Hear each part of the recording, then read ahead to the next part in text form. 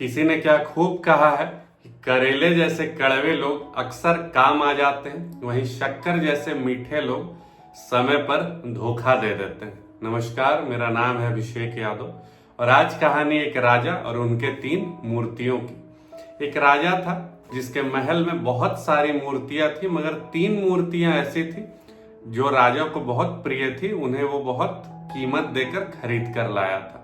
जो भी सेवक उन मूर्तियों की सेवा करता, उसे साफ सुथरा करता, उसे पेंट करता, उसे समझा दिया जाता कि ये राजा की बहुत प्रिय मूर्ति है, इसे कुछ होना नहीं चाहिए।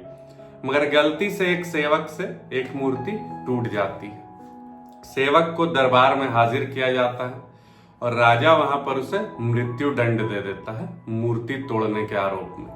तभी वह सेवक दरबार से भागने लगता है और उसके पीछे सैनिक भी भागते हैं। सभी को लगता है कि मृत्यु दंड के डर से भाग रहा है, लेकिन वह क्या करता है, वो रूम में रखी जो अन्य 2 मूर्तियां होती हैं वह उन्हें भी तोड़ देता है और वापस आकर दरबार में खड़ा हो जाता है। सभी लोग अचंभित हो जाते हैं कि आखिर उसने ऐसा क्यों किया, क्या यह व्यक्ति पागल है। तो राजा ने पूछा, तुमने वो 2 मूर्तियां भी क्यों तोड़ी? तब उस सेवक ने कहा कि आज न कल, साल 2 साल 5 साल बाद वो दोनों मूर्तियां भी किसी न किसी के द्वारा साफ सफाई करते टूट ही जाती और फिर आप किसी को मृत्यु दंड दे देते, इसलिए वो मूर्तियां मैंने आज ही तोड़ दी। सभी दरबारी और राजा भी अचंभित हो जाते हैं कि किसी व्यक्ति को मृत्यु की सजा दी गई हो और उसके बावजूद वो अन्य लोगों के लिए सोच रहा है। उसने 2 लोगों की जान बचा ली।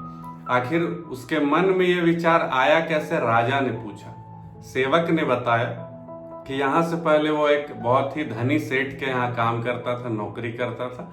वह सेठ उसके काम से बहुत खुश रहता था। एक दिन सेठ उसके सामने खाना खा रहा था और उसे ककड़ी जो कि बहुत कड़वी लगी, उसे सेवक को दे दिया खाने को। और सेवक, जिसको पता था कि ये ककड़ी बहुत ही कड़वी लगेगी, मगर फिर भी उसने पूरे चाव से पूरा स्वाद लेकर खाया। सेठ ने सेवक से पूछा कि तुम इसे इतने प्यार से कैसे खा रहे हो? तब सेवक जवाब देता है सेठ को कि भगवान ने आपको सब कुछ दिया है, लेकिन कभी कभी छोटी मोटी समस्याएं आती रहती हैं, उसके बावजूद आप भगवान को हर समय कोसते रहते हैं, जो कि बिल्कुल भी सही नहीं है। इसलिए आप भी मुझे हमेशा बढ़िया भोजन करवाते हैं, एक दिन ये ककड़ी दे दी जो कि स्वाद में थोड़ी सी कड़वी है, इसके लिए मैं आपको नहीं कोसूंगा। ये छोटी सी कहानी सिखाती है कि ईश्वर आपको बहुत सारी चीजें देते हैं, आप उन अच्छी चीजों पर फोकस करें। थोड़ी मोड़ी समस्याएं, छोटी मोटी समस्याएं हर किसी के जीवन में आती रहती है, इसलिए आप ईश्वर का धन्यवाद करें हमेशा, उन्हें कोसे नहीं। हर हर महादेव।